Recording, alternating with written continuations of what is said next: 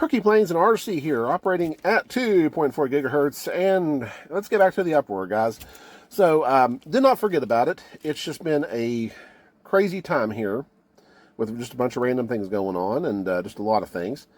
So that's kind of part of the delay there, as well as the fact that I had reached a point in the build where I was doing, I was last working on the fuselage here, and I kind of got to a point where I was up to the front and about to put the firewall on.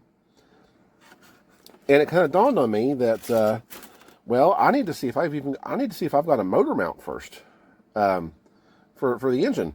And, I kind of, and then that brings me to the other reason for the delay is, I had looked around in all my obvious places and could not find any engine mounts anywhere to fit the Tower Hobbies 40, which is going to go on the front of this thing.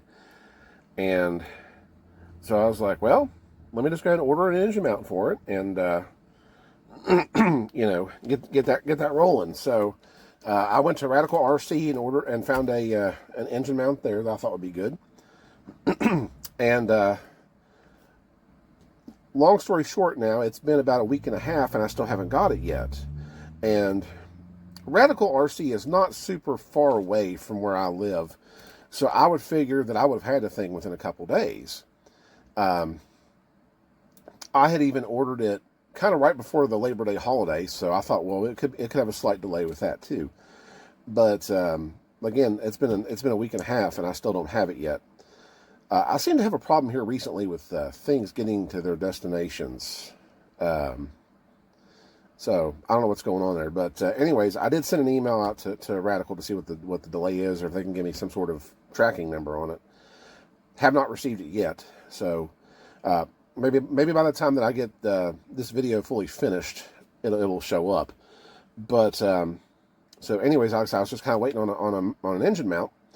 No luck. And so I looked at my obvious places again, did not see it.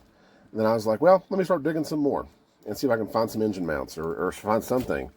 And then lo and behold, I happened to find two of them. So there you have it. These guys were actually stashed away, still actually with some engines attached to them. So I had to go through and get the engines undone from them and all that kind of stuff. But there we go. Two engine mounts, so everything's good to go there. So I guess now we can proceed with this, and then, let me figure out which engine mount that I want to use. So, but anyways, we'll get rolling here. I'll quit jabbering on about things and start showing you guys some updates here to the Uproar. All right, guys. One of the first things I went ahead and did here was kind of clean off my wing tips. So, now, if you know from my previous videos, I always said I prefer to have a little extra material than not enough. And so I had to kind of trim off some of my excess there. So there's one end of the wing there after cutting off the excess and sanding it down. And you can see some of the remnants of some of the stuff I had cut off there. So there's the one side there. Let me flip it over and I'll show you the other side. Okay, and here is the other side. So much smoother now. So that's actually a part that I enjoy. I like cutting off that excess and smoothing things out a little bit.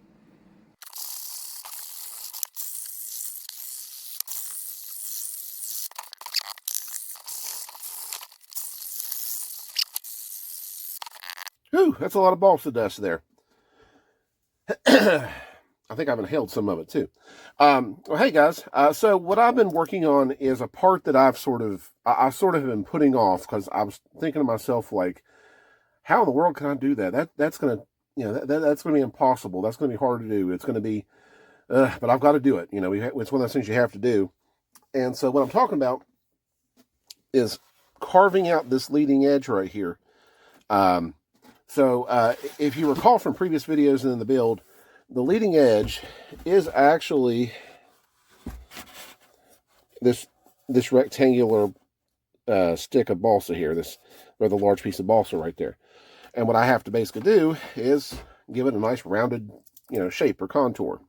In the plans, it does provide you with a template for that, which I've cut here out of a foam board. Kind of paying a little bit of respect there to flight test and doing the old flight test day stuff. But anyways, cut a template out of foam board and using that to help with getting this thing shaped. So taking a rectangular piece of balsa and giving it some curves, basically. So, like I said, I kind of dreaded the idea originally because I was thinking, oh my gosh, that's going to be hard to do and all this kind of stuff. And it's honestly, I've actually enjoyed it. It's been very, very nice and therapeutic and just relaxing and just watching it just, come to shape, basically. I did originally, try using this planer here to sort of help with that. But as I found out, I just kept it simple and just used some sanding instead. So that's more or less how it's kind of came to shape. The technique that I've been doing more or less has been trying to stay as level as I can, as flat as I can with the sheeting, since it's actually already curved anyways downwards with the sheeting and the ribs there. So I'm trying to stay like that. And then same thing for the underside as well, just kind of doing the same thing. And then I've been sort of doing this kind of motion to sort of round off the very end here. So it's coming together. Honestly, it really is. And this is only one half. I haven't done I haven't done the second half over here yet. But this is honestly really been coming together pretty nice. I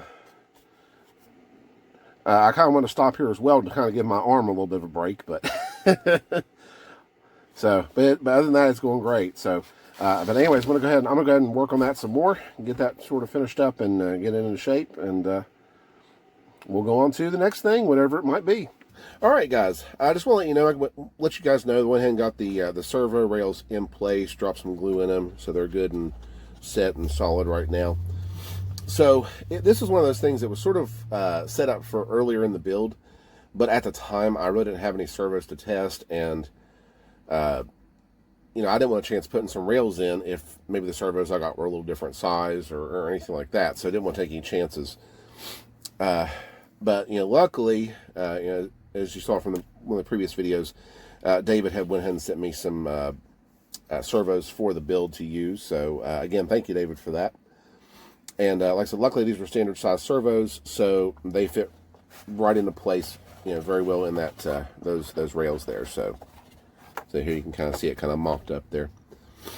So anyways, got the servo rails in. Probably of course will not be doing the servos right at this instant, so it was just more or less getting the rails in place. So, but anyways, got that in place, and let's move on to the next thing. Okay, let me confess and let me tell you something funny that I have done, and I realized my mistake. David, this is probably for you as well, but there is a problem here. And this is one of those things where it kind of does sort of flow with the instructions, but I know, David, I know from your experience, you said that you thought it was better to wait on this particular step just because you can run into issues with it.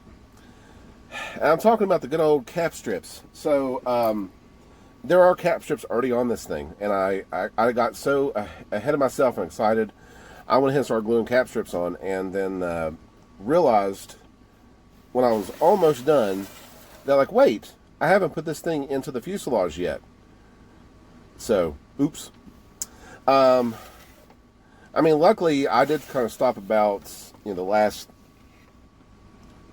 almost the last half of this side of the wing, so, it may not be a big deal. I mean, I might lose, hopefully I can kind of worm it in there okay without causing too much issues, but it's possible that I may have to redo some of those if they happen to break off during the process of getting the wing through the fuselage. So again, oops, oh well. I guess that's one of those things where probably everybody makes that mistake at some point, but yeah, I guess I'm gonna be probably no exception to that. But we will see what happens. But yes, I did go ahead and install majority of the cap strips on there, as you see. Something else I just did here a little bit ago too is I went ahead and marked on my trailing edge here where the hinges are supposed to, are going to be going. Just on this side of the wing over here, I got to do the other side still. And speaking of hinges, I managed to find these guys in my collection. Don't remember where I got them from, but it is a bunch, and these are perfect size for it too, a bunch of CA hinges. So I'm pretty well set with hinges for this build as well. So I think I even counted them out, and I think there's almost exactly enough. I may have a few extra out of this package here. So, but yes, got some hinges as well. Okay, something else I just did as well is I went ahead and finally got that paper tube in place to feed my servo wires through. All right, guys, a little update here. So what I've done is I've taken my mount here that I was able to locate, and I went ahead and marked my holes for the mount. Put in 2 additional holes there for the fuel line and the vent line, as well as an additional hole there for the push rod hole. And I went ahead and epoxied all the way around that part of the firewall, and now have it currently clamped in place. From previous videos, like I said, all I really have is 30-minute epoxy, so that's what I'm using. And I think I like the idea of 30-minute epoxy more than the recommended 6 minutes. Just give it extra time, basically, to set and stuff. So, and probably what's going to end up happening is I'll let that glue set. I've got to add some triangle stock on the back. So we'll get that epoxied in as well. And normally what I will do, too, is aside from doing the edges and then the triangle stock, I'm going to probably put some epoxy up in, this area as well, on both sides, just to give it that extra strength, too. So, but anyways, we're going to let that set and go from there. Well, hey guys, let that kind of sit for a day. So Firewall is nice and solid right now. As far as the initial epoxy, I'm going to go ahead and start applying the pieces of triangle stock here to kind of reinforce that as well. Something else I want to mention too, and I actually had recorded this previously, but I lost the video somehow. But anyways, what's happened is my balsa filler cup is now completely full. So that last little bit where I was shaping the wing gave me a bunch of balsa dust. So I'm practically full now. So I think my only options at this point is to either get a bigger container to hold my balsa dust, or any future balsa dust is just going to have to go in the garbage. That's a sad day. It really is. But anyways, guys, so we'll get started with doing this triangle stock in place and get that epoxied in. And that's pretty much gonna sum it up for this video. Give me just a minute here. I'll get some epoxy mixed up and get that glued in place, and then we'll call it good. Something I will use as far as mixing epoxy is I'll either use like a cheap like paintbrush, or these little sponges, or I've used toothpicks. I've used popsicle sticks, and I'll use that to either to mix the epoxy. I've also used it to apply other glues and stuff too. Like if I'm trying to spread wood glue out, I'll use those kinds of materials. So I think I haven't held too much balsa dust because I did pick up a little bit of a sinus infection here earlier this week. So, and I'm kind of getting over it. Almost there. Okay, let me go ahead and apply this in place.